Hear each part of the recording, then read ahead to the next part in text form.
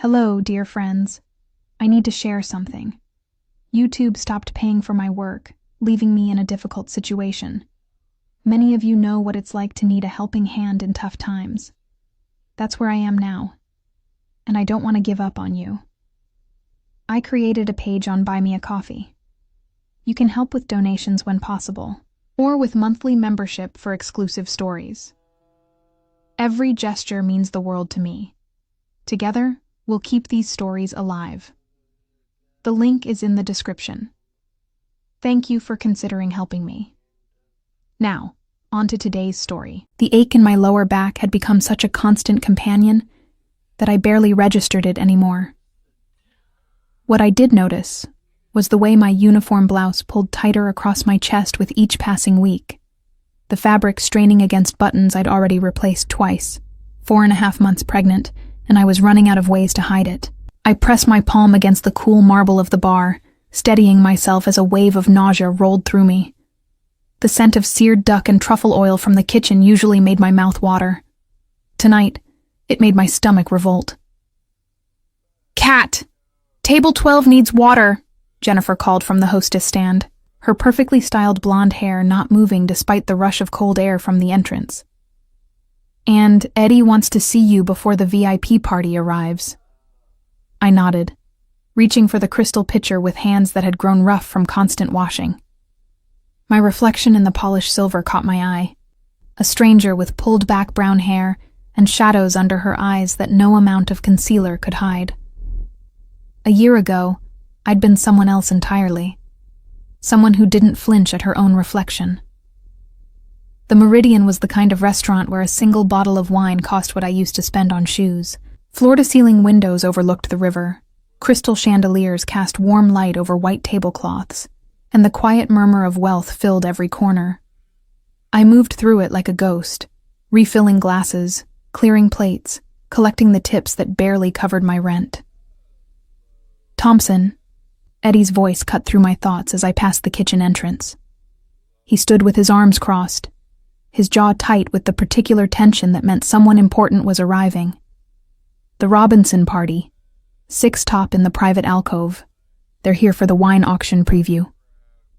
My hand found the edge of the service station, gripping hard enough that my knuckles went white. "Robinson?" "James Robinson." Eddie's eyes narrowed. "You look like you've seen a ghost. You know him?" The name hit me like a physical blow. I knew that name, knew the man who wore it, knew the taste of expensive whiskey on his lips and the sound of his laugh in the dark, knew the weight of promises he'd never intended to keep. "No," I lied, my voice steadier than I felt. "Just tired." Eddie studied me for a moment longer, then jerked his chin toward the alcove. "Well, wake up. Robinson doesn't tolerate mistakes, and neither do I. Jennifer will handle the initial greeting, but you're on service. They've ordered the 1982 Chateau Margaux for starters. A wine that cost more than I'd make in 3 months. Of course they had. I smoothed down my apron, checked that my blouse still concealed what it needed to conceal, and walked toward the private alcove with my heart hammering against my ribs. Maybe it wasn't him. Robinson was a common enough name. Maybe it was someone else entirely, some other wealthy man who commanded private alcoves and vintage wines. The alcove was separated from the main dining room by frosted glass panels and heavy velvet curtains. I could see shapes moving beyond the partition, hear the low rumble of masculine laughter. My hand trembled as I reached for the curtain. "Good evening," I began, my practiced greeting dying on my lips as I looked up. He sat at the head of the table, exactly as I'd known he would. Charcoal suit that probably cost more than my car. Dark hair swept back from a face that belonged in magazines or museums. Not in my carefully rebuilt life. His fingers drummed against the white tablecloth, a habit I remembered from late nights when he couldn't sleep. James Robinson. The man who'd promised me forever and delivered 6 months. The man whose child I carried, growing heavier with each passing day. The man I'd fled from in the middle of the night, leaving behind everything except my grandmother's locket and the clothes on my back. He looked up, and his hand stilled. For 3 heartbeats, neither of us moved. His eyes, dark as espresso, traveled over my face with an intensity that made my skin prickle. I watched recognition dawn, watched his expression shift from polite acknowledgement to something colder, more dangerous. Catherine. My name in his mouth still had the power to make me shiver. Not Cat, the way I'd introduced myself at the Meridian. Catherine, the way he'd said it when we were alone, when I'd believed his lies about legitimate business and clean money. The woman beside him, stunning in emerald silk with diamonds at her throat, glanced between us with sharp curiosity. You know our server, darling? We've met. His voice was controlled, but I caught the edge beneath it, the warning. Haven't we, Catherine? I forced myself to breathe, to remember where I was. A public place, cameras, witnesses. He couldn't do anything here, wouldn't risk his carefully cultivated image. I'll get another server for your table, I managed, already stepping back. Someone more familiar with the wine selection. His hand shot out, catching my wrist. Not painful, not quite, but unmistakably a claim. A reminder that he could reach me whenever he chose. That won't be necessary. He smiled, the expression not reaching his eyes. Catherine knows exactly what I like.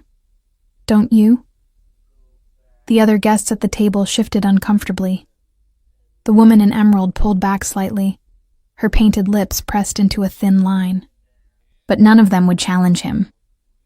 I could see it in the way they avoided his gaze, in the careful neutrality of their expressions. Men like James Robinson didn't get challenged. Of course, sir. I pulled my wrist free, my skin burning where he'd touched it.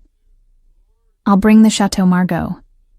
I made it to the wine cellar before my legs gave out. The cool, dark space offered no comfort, only the scent of oak and the distant clink of bottles as my hands shook. I pressed them against my stomach, against the secret I'd guarded so carefully. He knew. Of course he knew. Men like James knew everything eventually. The only question was what he planned to do about it. Above me, the restaurant continued its elegant dance. Glasses clinked. Soft music played.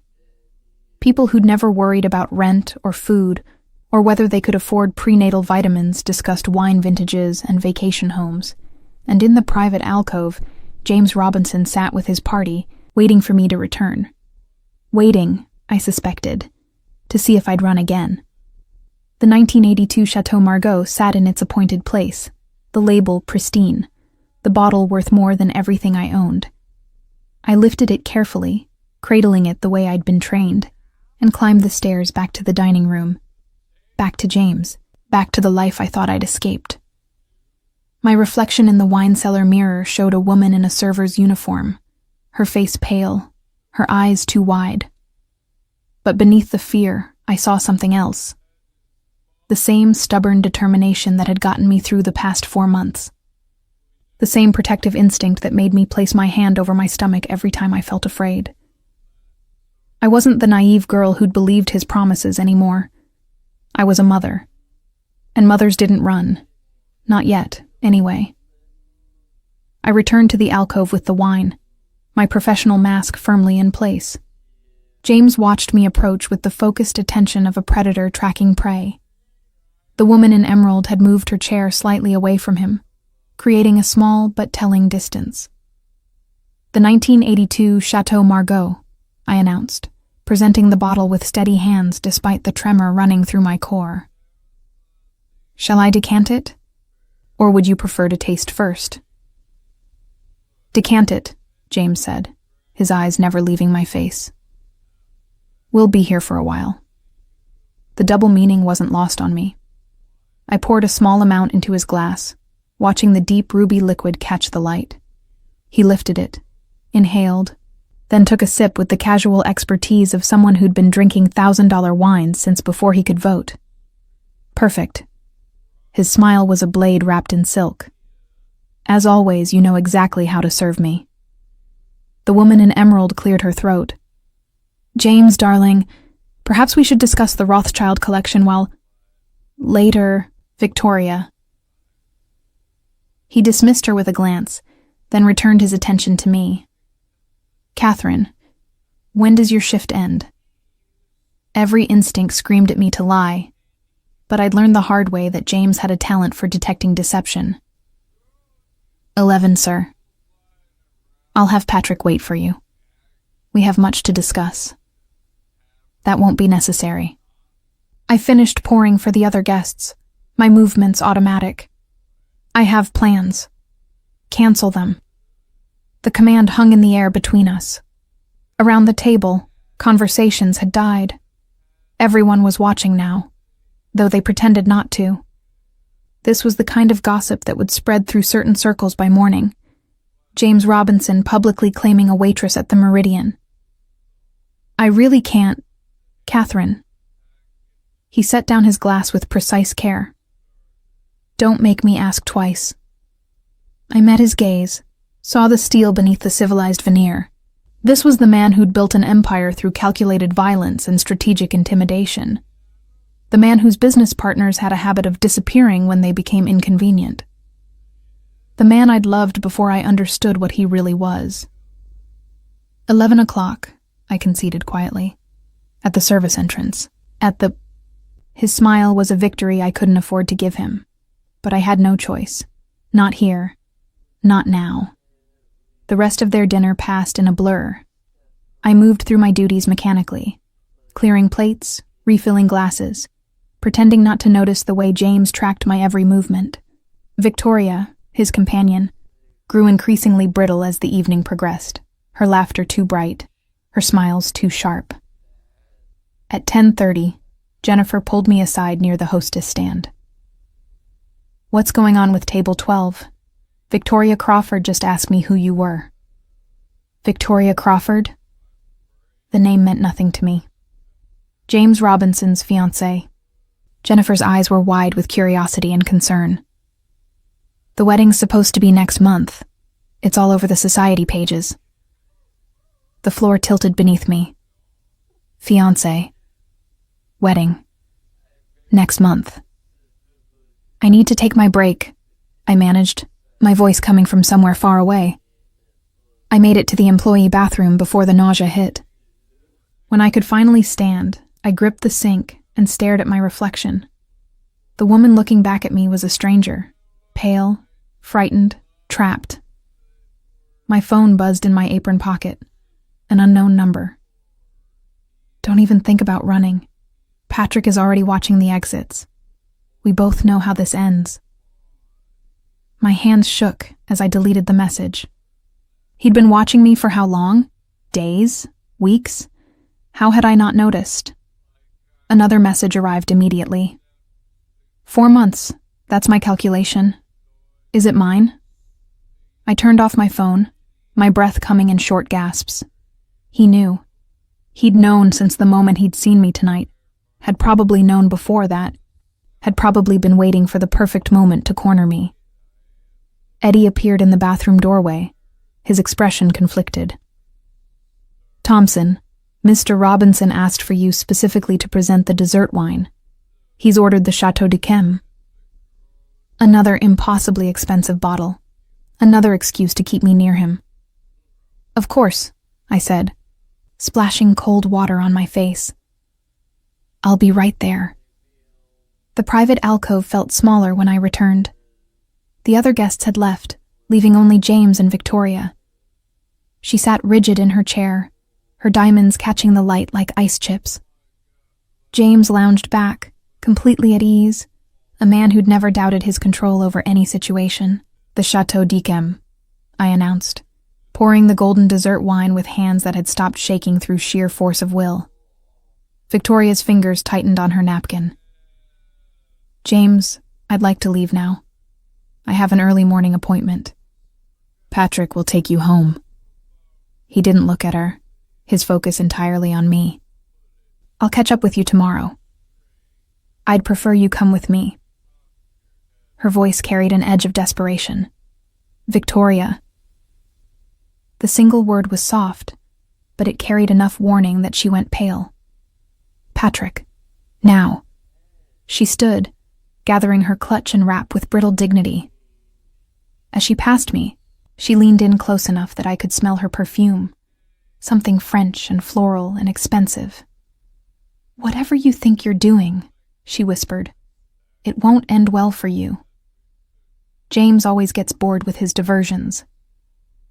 Then she was gone, heels clicking against marble as she fled. I was alone with James. He stood, moving around the table with the fluid grace I remembered too well. Up close, I could see the details I'd tried to forget. The small scar above his left eyebrow from a childhood accident, the way his jaw tightened when he was angry, the exact shade of his eyes in low light. 4.5 months, he corrected quietly. "I've had you watched since you left. Did you really think I wouldn't notice when you started showing?" My hand moved instinctively to my stomach, protective. "I don't want anything from you." "No?" His fingers caught my chin, tilting my face up. There was no violence in the touch, but the threat of it hung in the air between us. "Then why keep it? Why not rid yourself of the inconvenience?" "She's not an inconvenience." The words came out fierce, protective. "She's mine." Something flickered in his expression. "She?" I hadn't meant to reveal that, hadn't meant to give him any more information than he already had. But the truth was out now, hanging between us like a challenge. A daughter. His hand moved from my chin to my stomach, pressing against the small curve with proprietary certainty. My daughter. I stepped back, but he followed, backing me against the wall of windows overlooking the river. The city glittered below us, oblivious to the confrontation playing out in this expensive alcove. "Tomorrow," he said, his voice soft and absolutely certain.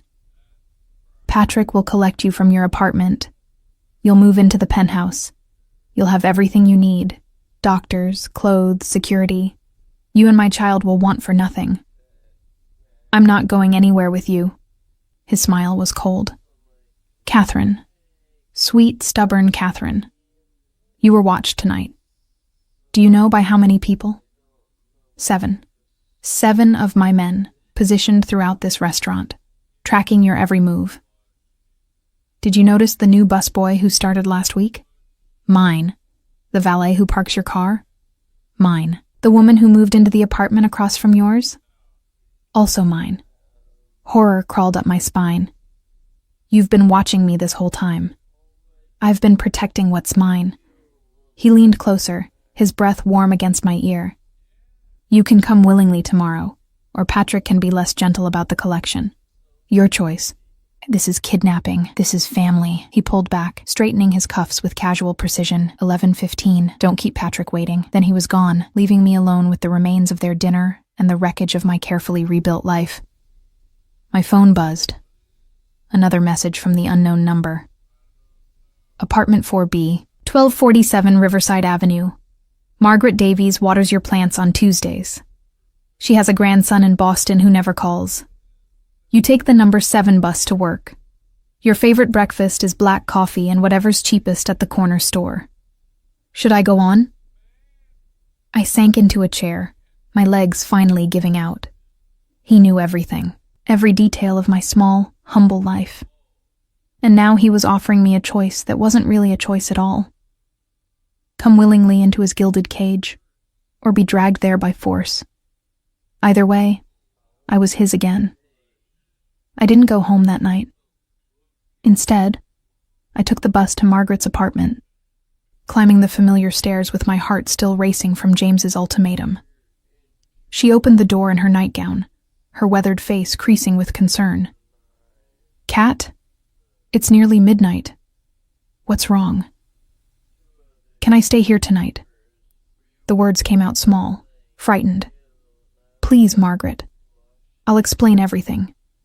But I just need somewhere safe." She pulled me inside without hesitation, settling me on her worn sofa with a blanket and chamomile tea I couldn't drink. My stomach was too twisted with fear to accept anything. "Tell me," she said simply, sitting beside me. So I did. Not everything. Not the full truth about James's business or the real reason I'd fled, but enough. That I'd been involved with someone powerful. That I'd left when I discovered I was pregnant. That he'd found me tonight and was demanding I return. Margaret's expression grew grim. Men like that don't let go easily. I know. I wrapped my hands around the teacup, seeking warmth I couldn't find. But I can't go back to that life, Margaret. I can't raise my daughter in that world. Then you have to disappear, she said quietly. Really disappear. Change your name.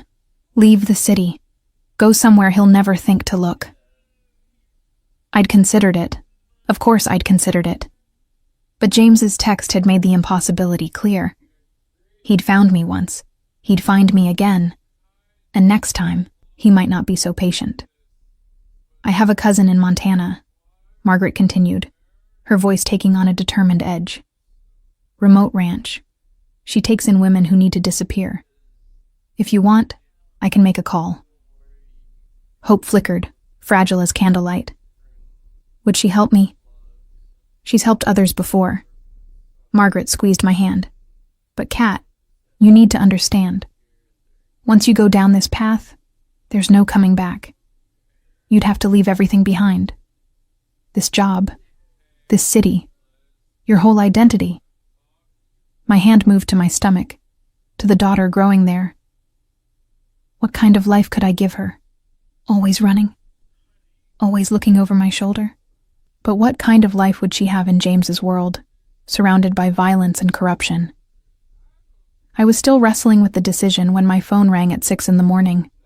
An unknown number, but I already knew who it was. Good morning, Catherine. James's voice was smooth, urbane. I trust you slept well. How did you know I wasn't home? Because Patrick has been sitting outside Margaret Davies's building since 11:30 last night. Did you really think I wouldn't track you? I went cold. Leave Margaret out of this. Then come home. Patrick will drive you to collect your things, then bring you to the penthouse. Simple. And if I refuse? The silence that followed was more threatening than any words could have been. I'd rather not discuss the alternatives, he said finally. But I will if you force me to. Shall we start with Margaret's grandson? The one in Boston who's been struggling with his small business loan?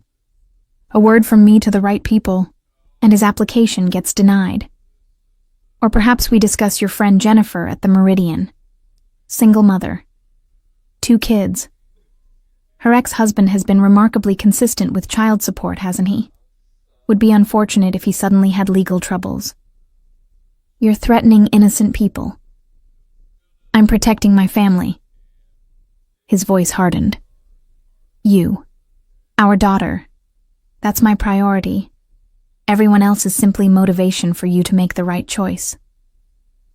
Margaret had been listening, her face growing paler with each word she could hear through the phone. Now she took it from my trembling hand. Mr. Robinson, she said firmly, this is Margaret Davies. I'm the one who suggested Cat hide. If you want to threaten someone, threaten me. I could hear James's laugh through the speaker. Mrs. Davies, how noble, but unnecessary. Catherine is already making the right decision. Aren't you, Catherine? Margaret handed the phone back, her eyes filled with resignation. She knew, as I did, that there was no winning this fight. What are your terms? I asked, my voice hollow. Terms? He sounded almost amused. This isn't a negotiation. Everything is a negotiation. I forced steel into my voice. You want me to come willingly, to not cause a scene, to pretend this is my choice. That has value to you. So what are you willing to give me in exchange? Another silence, this one thoughtful. You're right, he said finally. What do you want? Margaret stays safe. Jennifer keeps her job. Everyone who helped me these past months is untouchable. Agreed. What else? My own room. We're not sharing a bed. For now, he conceded. Until you remember why you fell for me in the first place. The arrogance in his voice made my teeth clench. I'll need my own doctor, someone I choose, not someone on your payroll. The doctor I've arranged is the best in the city. But fine, choose your own. I'll pay. And when the baby is born... My voice caught. When she's born, I want guarantees. About her safety. About keeping her away from your business. She'll be a Robinson, Catherine. That comes with certain realities. But I promise you, she'll never see violence. Never be in danger. I'll build walls around her so thick that nothing can touch her. Walls or a cage? I asked bitterly. With me, there's very little difference. At least he was honest. But she'll be safe, loved, given every opportunity. Can you promise her the same while working double shifts at the Meridian? The blow hit exactly where he'd intended. He was right, and we both knew it. I could barely afford prenatal care. How would I manage childcare? A safe neighborhood? The kind of future every mother wanted for her child? One more thing, I said, my throat tight. I want to know the truth. About what happened that night. About why you never told me what you really did. That's not a negotiation point. That's a conversation for later. No. Now. Before I agree to anything, I need to understand. He was quiet for so long, I thought he'd hung up. Then, I'll tell you. Tonight. After you're settled in the penthouse. The whole truth, Catherine. Everything you think you know, and everything you don't. Fair enough? It wasn't fair. Nothing about this was fair, but it was the best offer I was going to get. Patrick can pick me up at noon, I said. I need time to pack, to say goodbye. Noon works? And Catherine? His voice softened almost imperceptibly. I know this isn't how you wanted things to go, but I meant what I said. You and our daughter will want for nothing. That includes freedom, within reason. I'm not your jailer. Just my captor. Your protector. The correction was immediate. There's a difference. He hung up before I could argue. Margaret pulled me into a fierce hug. You don't have to do this. We can still run. But I could see the fear in her eyes, the understanding that running would only endanger her and everyone else I cared about. James had built his empire on knowing people's pressure points, on understanding exactly which threats would achieve compliance. He'd learned mine the moment I'd placed my hand over my stomach. I have to, I whispered. For her. At noon, Patrick arrived in a black Mercedes that looked like it cost more than Margaret's building. He was exactly as I remembered, broad-shouldered, expressionless, the kind of man who'd followed orders his entire life without questioning them. Miss Thompson, he said, opening the door. Mr. Robinson is waiting. I climbed in, leaving behind the small life I'd built, and stepping back into the golden cage I'd fought so hard to escape. The penthouse loomed ahead, all glass and steel and expensive views, and somewhere inside, James was waiting to give me the truth I'd demanded. I wasn't sure I was ready to hear it. The penthouse occupied the entire top floor of a building I'd only ever seen from street level. Patrick rode the elevator with me in silence, his presence a reminder that I was watched, controlled, never truly alone. When the doors opened directly into the foyer, I stepped out into a world that felt both familiar and alien. I'd been here before, 6 months ago. Had laughed in that kitchen, made love in that bedroom, stood at those floor-to-ceiling windows, watching the sun rise over the city, while James explained his plans for expansion. Carefully edited plans that had omitted the violence and corruption that funded them. Catherine. He emerged from the living room, dressed casually in dark slacks and a white shirt with the top buttons undone. The informality somehow made him more dangerous, more intimate. Welcome home. This isn't home. I set down my single suitcase, everything I owned fitting into one bag. This is a temporary arrangement. His smile said he thought otherwise. Patrick, that will be all. I'll call if I need you." We were alone. The penthouse suddenly felt smaller, the air charged with everything unspoken between us. "Your room is ready?" James said, gesturing down a hallway I remembered too well. "I've had it prepared with everything you might need. Maternity clothes in your size, prenatal vitamins, books about pregnancy if you want them." How thoughtful. The sarcasm felt like armor, thin but necessary. "My own gilded cage."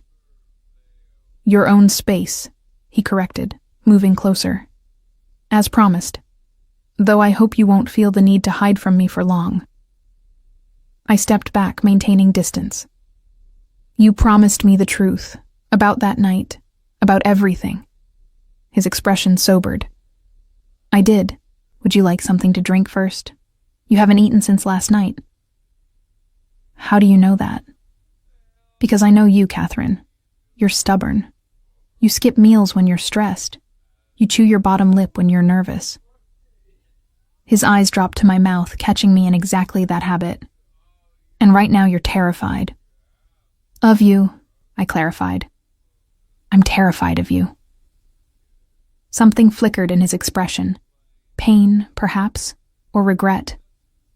"Then let me help with that. Come, sit. I'll order lunch and we'll talk." He guided me to the dining room, a space I'd once thought elegant, and now saw as oppressive. The table could seat 12, but felt intimate with just 2 chairs pulled close.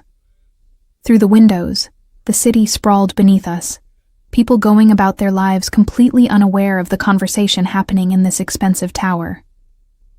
"I met you at the Harrington Gallery opening," he began once we were settled. "You were there with your friend from the museum. You were looking at the Rothko, and you said it reminded you of your grandmother's description of the ocean during a storm. Do you remember?" I did. That had been the moment, not when he'd introduced himself, but when he'd understood the reference, had engaged with art in a way that suggested genuine appreciation rather than investment potential. "I knew who you were," he continued. "Catherine Thompson, museum curator, master's degree in art history. Grandmother raised you after your parents died. You lived modestly, carefully, with the kind of dignity that comes from having once had more and learning to appreciate less. You investigated me even then. I always investigate people I'm interested in. It's survival in my world." He poured sparkling water into crystal glasses. "What I didn't expect was to actually fall for you. That was the complication I hadn't planned for. So you lied to me instead."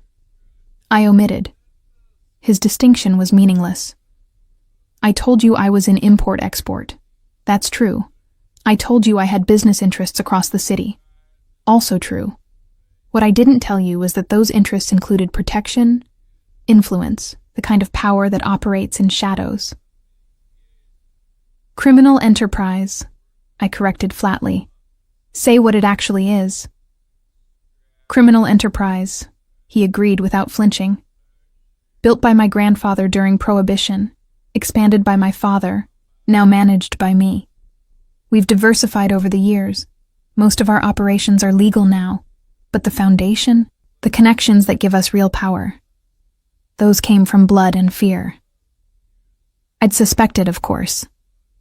Had ignored the late-night phone calls, the way people treated him with a deference that went beyond respect. Had convinced myself that I was being paranoid, that successful businessmen always had enemies and complications. "That night," I said quietly. "The night I left. I heard you on the phone." "I know. You were talking about a man who needed to be handled. You said to make it look like an accident, to make sure there were no witnesses." The memory still made me sick. "I left while you were in the shower, took a taxi to the bus station, used cash so you couldn't track my card. Marcus Donnelly." James said the name like it meant nothing. "He was stealing from me, embezzling funds through a shell company he thought I wouldn't notice. The handling you heard about was his retirement package, a generous settlement and a one-way ticket to Ecuador, where he could live out his days in comfort as long as he never returned. I stared at him. You didn't kill him? I don't kill people for stealing money, Catherine. I solve problems, usually through negotiation, occasionally through force, rarely through violence. Marcus got to live because he was smart enough to cooperate when confronted. But you've killed. It wasn't a question. Yes. No hesitation, no excuse. 3 times. Once in self-defense when I was 19. Once to protect my sister from a man who would have destroyed her. Once because someone touched something that was mine, and I couldn't allow that to go unanswered. The casual admission should have horrified me more than it did. Maybe I was too numb. Maybe some part of me had always known. And now? I asked. What am I to you? Another possession to protect? Another problem to solve? He leaned forward, his gaze intense. You're the mother of my child, the only woman I've ever loved. The one person who saw me as something other than a weapon or a wallet. His hand reached across the table, stopping just short of touching mine. I let you go once, Catherine. Convinced myself you were safer without me. That was my mistake. I won't make it again. Even if I don't want to be here, especially then, his certainty was absolute. Because want and need are different things. You may not want my protection, but you need it. Our daughter needs it. And I protect what's mine. She's not yours, I said, even though we both knew it was a lie. She's mine. She's ours. The correction was gentle but immovable, and I will give her everything I never had. Safety, legitimacy, a father who's present, a future without shadows, by keeping us in a cage, by keeping you alive.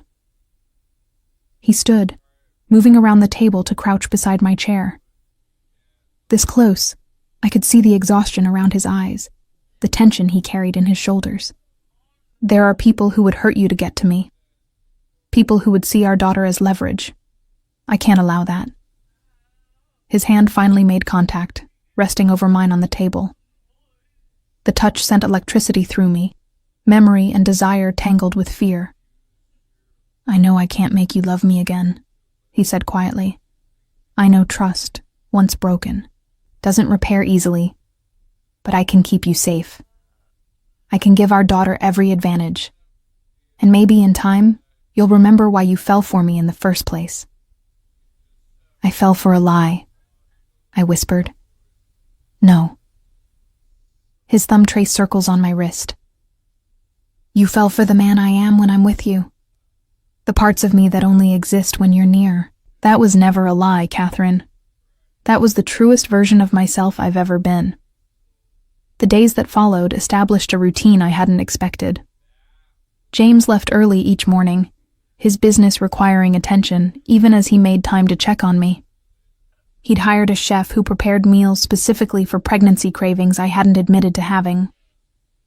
A doctor, my choice as promised, visited twice a week to monitor the baby's development. I had my own room, as negotiated. But I found myself drawn to the common spaces, the library filled with first editions I'd only dreamed of touching, the balcony where the city spread beneath us like a promise or a threat.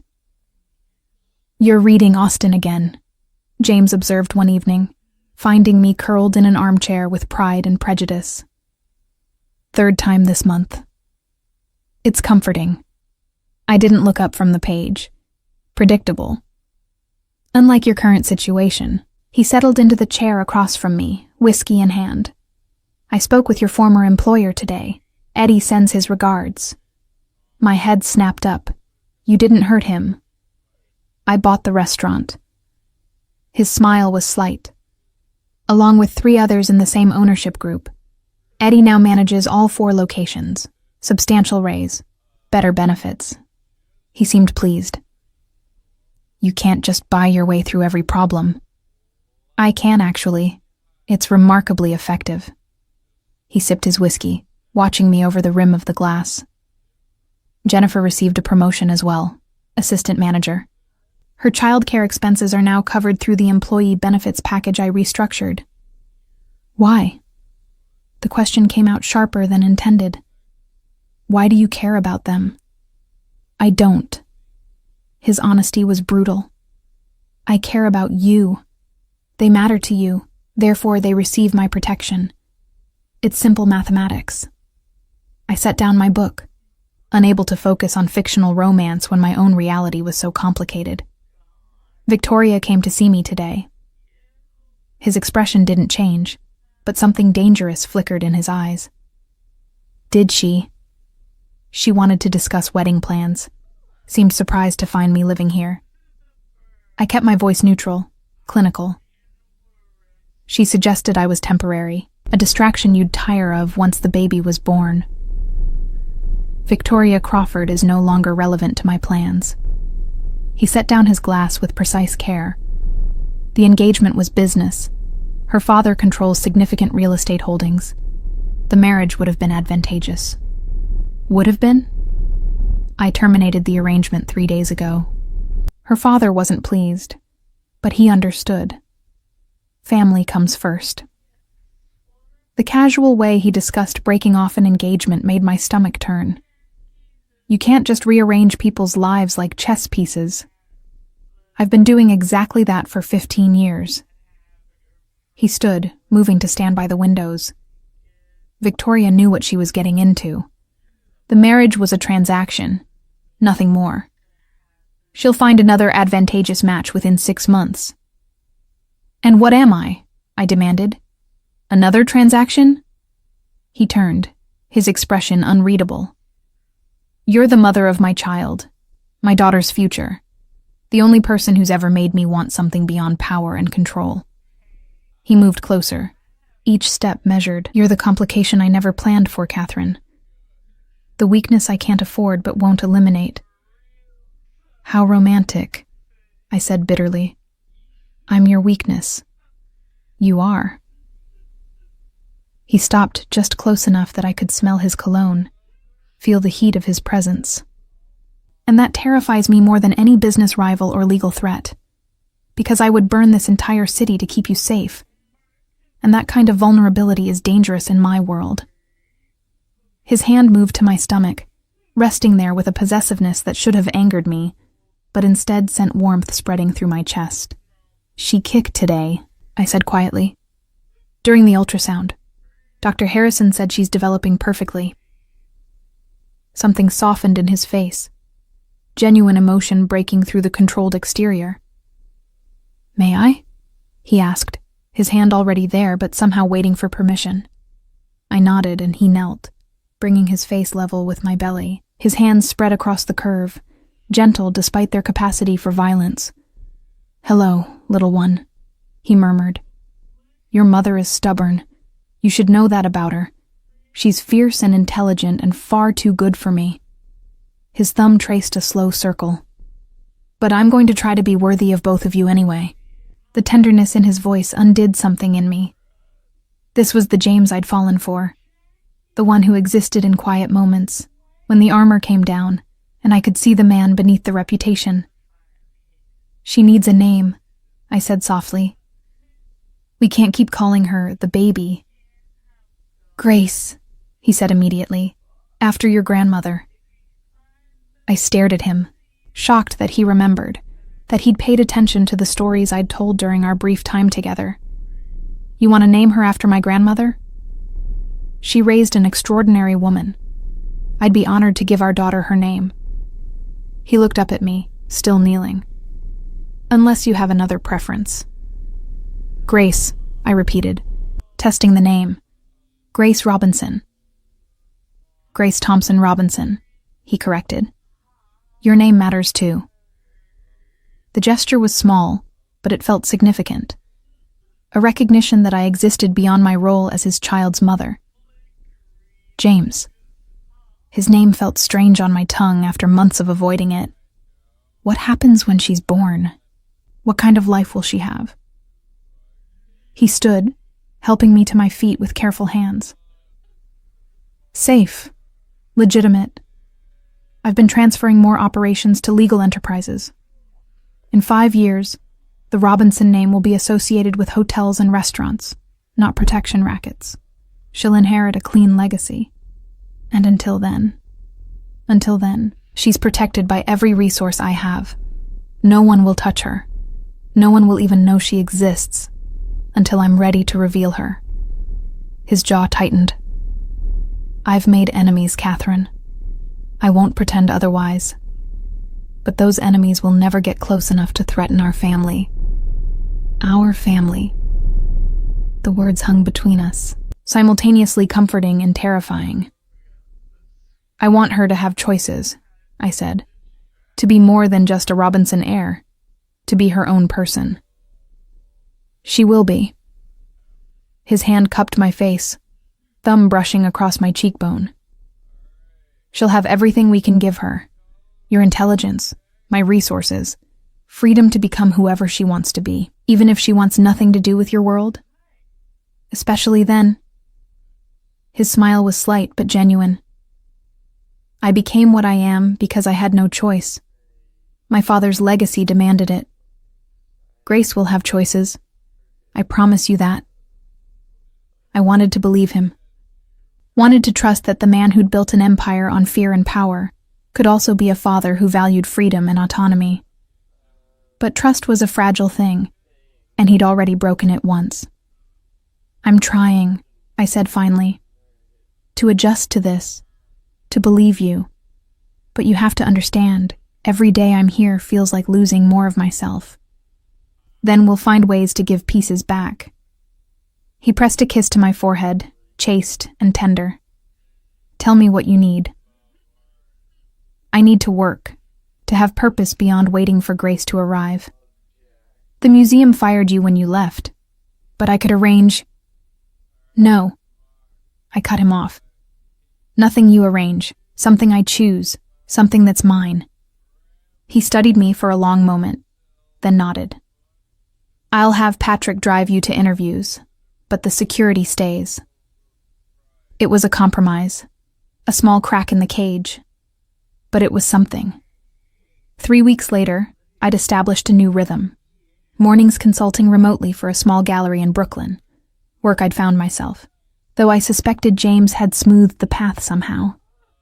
Afternoons preparing for Grace's arrival, her nursery slowly taking shape with furniture I'd chosen, colors I'd selected, and evenings with James, when the businessman facade dropped and I glimpsed the man I'd fallen for. She's going to be beautiful, he said one night, his hand resting on my belly as we sat on the couch. 7 months pregnant now, Grace's movements visible through my skin. Like her mother, or stubborn like her father. I placed my hand over his, guiding it to where Grace was currently practicing her kickboxing. She's active tonight, preparing for her debut. His smile was soft, unguarded. Dr. Harrison said another 2 months. 63 days, I corrected. Not that I'm counting. Nervous? Terrified. The admission came easier now. What if I'm not ready? What if I can't protect her the way she needs? You won't have to do it alone. His arms circled me, careful of my belly. I'll be there. For every moment, every feeding, every nightmare. I'm not going anywhere, Catherine. I leaned back against him, allowing myself the comfort I'd resisted for so long. You've been different lately. Softer. You make me soft. He pressed a kiss to my temple. It's dangerous for a man in my position, but I find I don't care. What about Victoria, her father? Crawford accepted a substantial settlement. The real estate deal went through without the marriage. Everyone got what they needed. His voice hardened slightly. And Victoria has been encouraged to find opportunities in Europe. Permanently. I didn't ask what encouraged meant. Some things were better left unknown. My phone rang, shattering the peaceful moment. An unknown number, but when I answered, the voice was terrifyingly familiar. Catherine Thompson. The accent was Russian, the tone casual. Or should I say Catherine Robinson? I understand congratulations are in order. James went rigid behind me, his hand moving to take the phone. I held it away, something in my gut telling me this was important. Who is this? Someone who knew your husband's father very well. Someone who has questions about certain business arrangements that ended rather abruptly. A pause. I'm looking at your apartment building right now. 1247 Riverside Avenue. Margaret Davies waters your plants on Tuesdays. She's quite sweet. Ice flooded my veins. James took the phone then, his expression carved from stone. Dimitri. The single word carried volumes. This is a mistake. Is it? The voice on the other end was amused. You disrupt arrangements. You alter territories. You think there are no consequences because you're Antonio Robinson's son. But Antonio is dead, James, and the old agreements died with him. Margaret has nothing to do with this, but Catherine does. Your child does. Family is everything, yes? That's what your father always said. So I thought I'd introduce myself to yours. The line went dead. James was moving before I could process what had happened, phone already to his ear. Patrick, get to 1247 Riverside now. Extract Margaret Davies. Use force if necessary. A pause. I don't care if it's a public building. Get her out. He turned to me, his face a mask I'd never seen before. Pure, cold fury mixed with something that looked like fear. Pack a bag. We're leaving in 10 minutes. What's happening? Dmitry Volkov, Russian mob, my father's old rival. He was already moving through the penthouse, his phone pressed to his ear as he barked orders. He's making a play for territory, using you and Margaret as leverage. Margaret. Panic clawed at my throat. James, she's just an old woman. She has nothing to do with... She matters to you. That makes her a target. He grabbed my shoulders, forcing me to focus. Listen to me carefully. Patrick is getting her now. She'll be safe, but we need to move. There's a safe house upstate. We'll go there until this is resolved. Resolved? How? His eyes met mine, and I saw the truth there. The violence he'd tried to keep separate from me was about to crash into our world. However, it needs to be resolved. 30 minutes later, we were in an armored SUV, Patrick driving while 2 other men flanked us in a second vehicle. Margaret sat beside me, pulled from her apartment with nothing but her purse and the clothes on her back. I'm sorry, I whispered to her. I'm so sorry you're caught up in this. Hush. She squeezed my hand. I knew what I was getting into when I helped you. The safe house was 2 hours north, a sprawling estate hidden behind gates and guards. James ushered us inside, his phone constantly at his ear as he coordinated responses to Volkov's threat. He wants a meeting, he told me after the 10th call. Neutral ground. Tomorrow night. Don't go. The words came out desperate. This is a trap. Of course it's a trap. He cupped my face, thumbs brushing across my cheekbones. But I can't let him think he can threaten you. If I don't respond, it sets a precedent. Other rivals will see weakness. So you'll risk your life to prove you're not weak? I'll risk everything to keep you safe. He pressed his forehead to mine, breathing me in.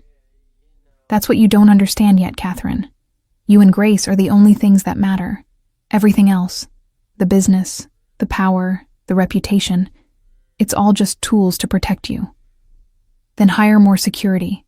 Send someone else. Don't walk into an ambush. I have to. His voice was gentle but final. This is the world I built. These are the consequences I face. But I promise you, I will come back. For you. For Grace. For the life we're building. That night, I couldn't sleep.